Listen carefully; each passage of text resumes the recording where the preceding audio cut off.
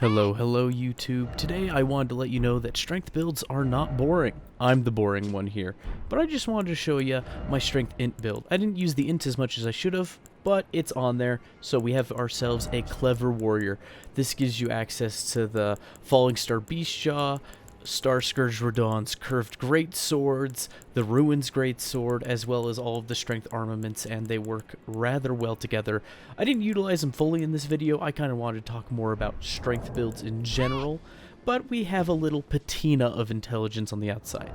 With a little bit of intelligence you do have, though, you can use fancy tools like Night Maiden's Mist, and you have so many tricks up your sleeve. Tricks like Radon's Rain with the Great Bow, tricks like Stormhawk Axe, the Falling Star Beastjaw's Gravity Bolt, and the Ruin's Great Sword's Wave of Destruction. I was recently reminded of past experiences where, somebody's new to Souls games, somebody's new to Elden Ring, and you ask them after talking about the game a little bit, it's an action RPG, 100 hours or so, what kind of character they might want to play. And it seems to be most commonly held, at least to people I've talked to, that nobody wants to be the warrior, the basic knight, the strength build, at least not for their first character. They'd rather be a wizard or have some sort of sneaky rogue or a bleed build, whatever. And I just thought it was interesting, and I found that this isn't just true for a game like Elden Ring, but for many other action RPGs, or just RPGs in general, where you might have perceived classes or playstyles. It seems that warrior is not most people's first pick, at least of the people I talk to. I have, of course, seen the opposite online, just not in person. I was thinking about why that might be. I think it's because these individuals want something exciting, something flashy, something they may not consider bland, normal, or vanilla. I think it was content creator Josh Strife Hayes who said something to the effect of, if your warrior or your basic fighter character is a blast to play in your game has passed the litmus test for quality. And I think that is overall a correct assessment. Your fighter character should be somewhat basic, but still fun and still good. It takes a lot of imagination to make the basic fighter quality, make them viable, make them something that people might want to be. This could go for tabletops, video games, things of that sort. And I know personally, and I don't feel like I'm the norm, correct me if I'm wrong on this, but if I'm new to an RPG, if I'm new to a game, especially an action RPG, and I want to grasp the mechanics, I want to understand what's going on, I want as little to be fidgeting with as possible. I don't want the complexity of a wizard, a warlock, some sort of caster. I don't want the stealth and trickery and finesse of a rogue. I want to be the tough knight. I want to be able to take a hit and deal out hits. And that is a playstyle that usually appeals to me. So whenever I play an RPG, usually my first character in an RPG, especially if I'm new to whatever, if it's a new system for a tabletop or a new game for video games, basic warrior, basic fighter, that's what I want. Give it to me now.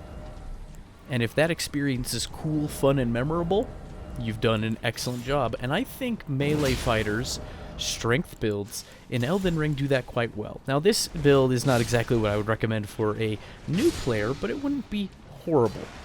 I think they could have a rather good time with it. Perhaps this is a half step above the basic fighter archetype. Yes, we have our swords, halberds, axes, and lances that works for any sort of martial character, but we have tricks up our sleeve.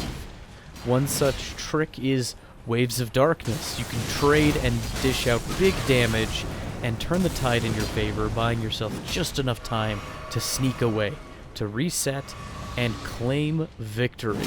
I love the Waves of Darkness on a Flask of Colossal Greatsword. I have such a tough time fighting Colossal Greatswords. Tangent inbound, if that wasn't clear by my tonal shift. I am horrible at fighting colossal weapons with anything smaller than another colossal weapon. I don't know what it is. I need to practice on whiff punishing. And it should be the ideal place to practice whiff punishing because they're slower than other weapons. I'm just so bad at it. I feel like I'm just better at making trades smarter than the other guy when it comes to a colossal weapon. So I fight colossals with colossals. That's my go-to for countering that. It's not the smartest thing, but it works out quite well for me. but back on point, warriors, fighters, strength builds, knights, any sort of character or class you could shove into that department. I feel like they don't always get the love that they deserve, at least when perceived by the unwashed masses. I've seen people I know in my life who like RPGs, MMORPGs even, and they just see warriors through a scornful lens. They have so much disdain for the archetype. They want to be a wizard, a druid, some sort of sorcerer, something grand and fantastic. And I find in my own life, when it comes to these archetypes, I find the clever warrior to be far more interesting. Sure, he relies on his strength and his skill, but it's usually his big brain that gets him through to the finish. And not simply an eidetic memory for memorizing spells.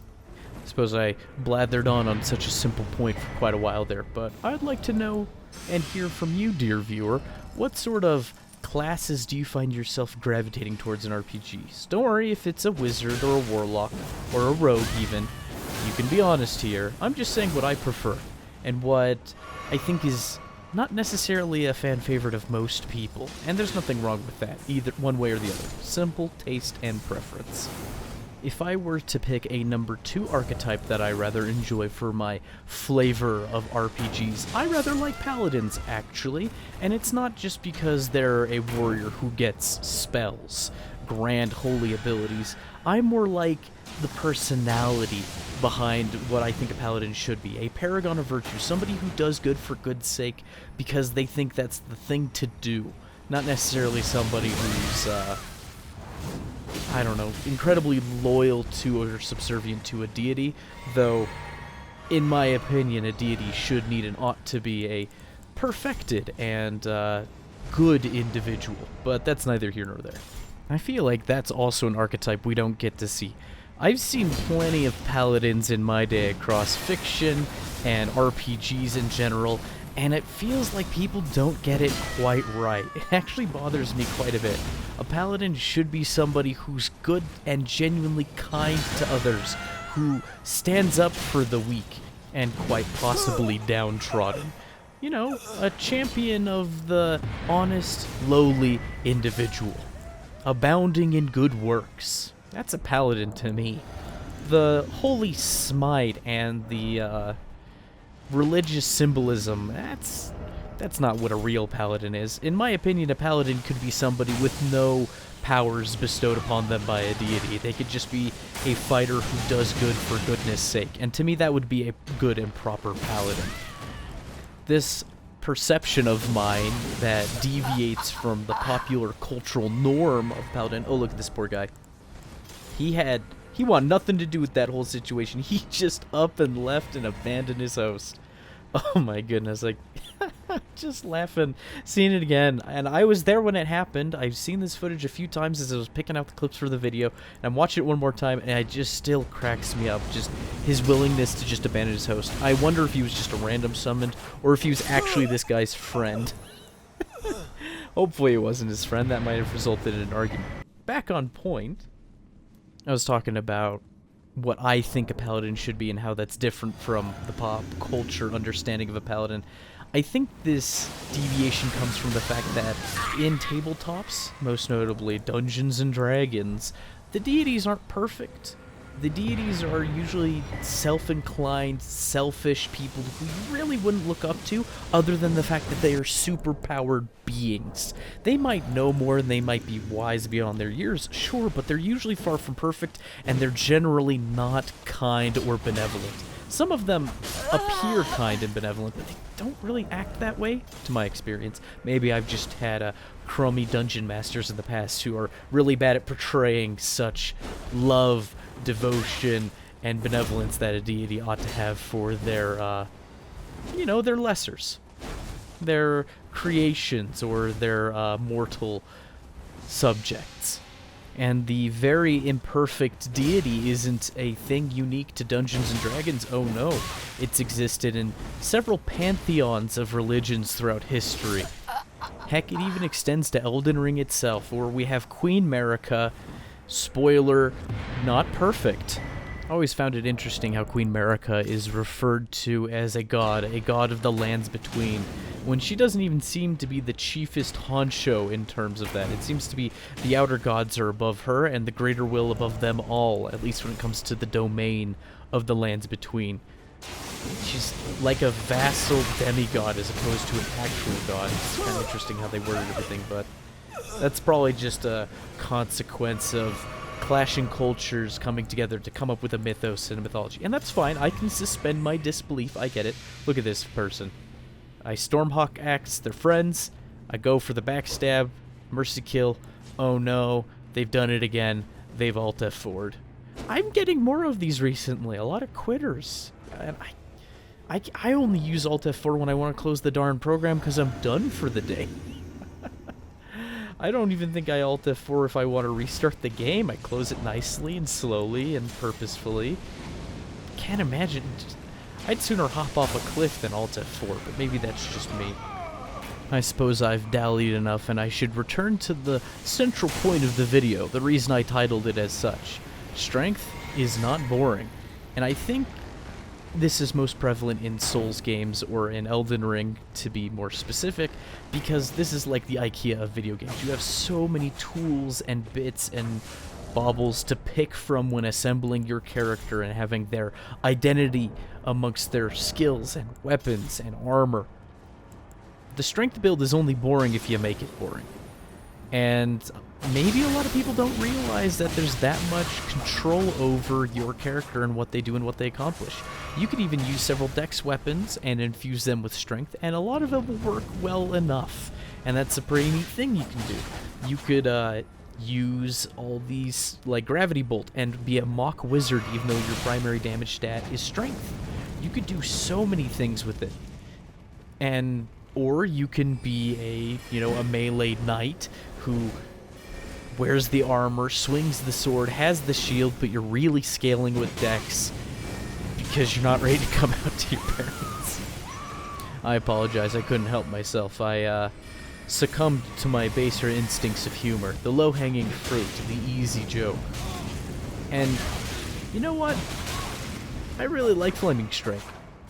Not relevant to what was just being talked about, but I really like Flaming Strike. I feel like I could be convinced to make a build that has, 5 or 6 different weapons, and they all have Flaming Strike.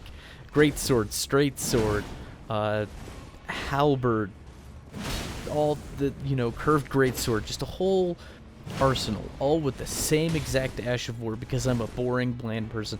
I don't know why. I like it. It's cool. It's kind of a real cool thing for me. I don't really have a good explanation. Oh, look at this sword dance. I was so upset by his sudden sword dance, I decided to do it right back. It wasn't the wisest choice.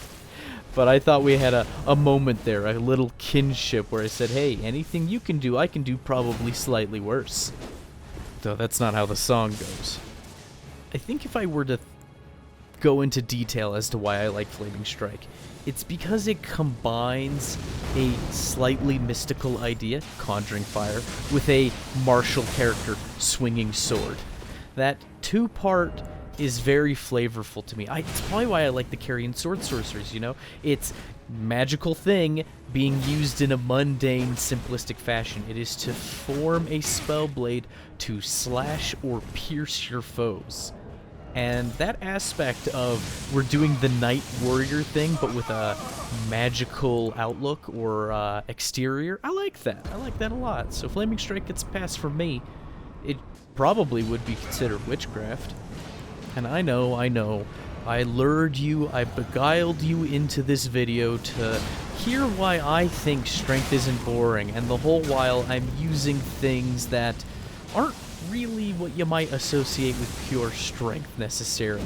Using flames and gravity bolts and all sorts of other trickeries. Look at that, I almost got that guy with the Flaming Strike pseudo combo. And his Phantom there's on point with the Cyclops I-beam. Good on him. So if you were here and you've gotten this far and you still think strength is boring, yeah, you're probably right. You're boring for thinking strength is boring because you're not mixing it up enough. If strength is boring to you, Use a different weapon that's not really associated with strength, perhaps. Maybe have 2 weapons. Maybe combine 2 weapons that you wouldn't think to combine in your kit and alternate between them. Make them different enough to give you that sort of flavor. I'm sure you could figure it out. You seem like a bright enough lad. Or lad-s. It only occurred to me after uttering that awful phrase that I should have said lady. But I am not so eloquent. My background is in fiction writing, not in orating. I've always been a terrible speaker. And so what do? I narrate these suckers in post. So if I were to come up with a pithy TLDR for this video and the subject I wanted to get across to anyone who watches it, I would say strength or any given build isn't boring. Your playstyle might be. And that's the thing that needs fixing. Maybe it's the way you approach strength that's boring. Maybe it's the way you approach fighters and warriors and knights and other RPGs as well is boring. You're not doing something. You're not doing enough. And I'm not saying it needs extra flavor. You don't need to be a spellblade or something that outrageous to make the warrior, the noble fighter, or knight good or interesting. It comes down to you to make it interesting. To make the knight somebody worth rooting for in a world that's full of the fantastic and the unexplainable, the guy who takes a blade and his own strength in his arms and goes forward and conquers the day. The rank-and-file soldier with an interesting personality who is otherwise ordinary or normal is always something that is well beloved to me. I never wanted to be the super special star child or magician, the tiefling, so to speak, in a D&D setting. The regular Joe Schmo who does something extraordinary with ordinary means. That's the cool thing to me. Maybe that's a natural consequence of today's media being so inundated with, here's the special. This is a special. This character is so special and unique, you guys. Please trust me. This character is special and unique. Look at all these special and unique traits they have. They have wildly colored hair, and they have this crazy backstory and these phenomenal magical abilities. And I just go, ugh, is this your first character? Is this your first attempt at creativity? Execution is infinitely more important than high-concept thinking when it comes to developing a story or a character or anything anybody will ever care about. Heck, take Elden Ring content as a simple explanation. If you are really good at the game, the content makes itself. If you're not really good at the game, you better do something else that makes the execution worthwhile. And that goes for your own life as well.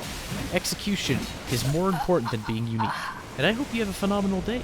Take care now. I mean it. I'll find you.